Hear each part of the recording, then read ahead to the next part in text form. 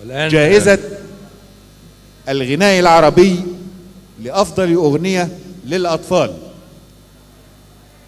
لوبة حماد عن أغنية كان في ولد صغير، وفؤاد عواد عن أغنية ملك العصافير.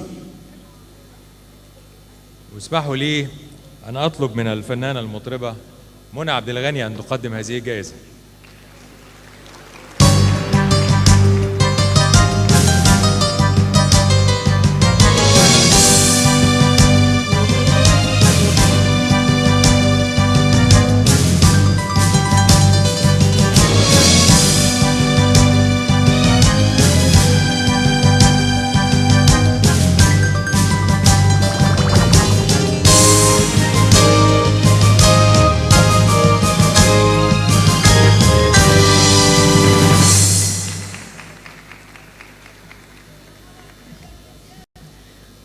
مساء الخير.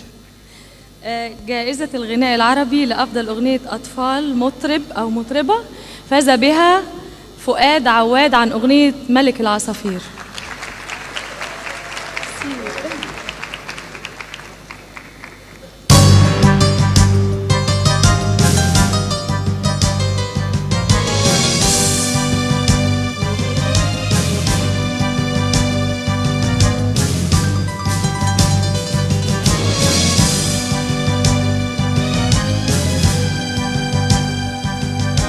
ما كانش الأستاذ فؤاد موجود فإدارة المهرجان بتحتفظ بالجائزة لغاية لما يجي.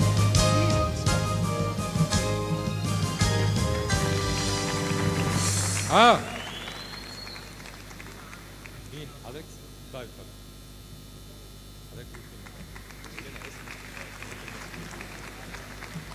باسم كل الفنانين اللبنانيين والصحافة اللبنانية بيستلم جائزة الفنان فؤاد عواد. شكرا.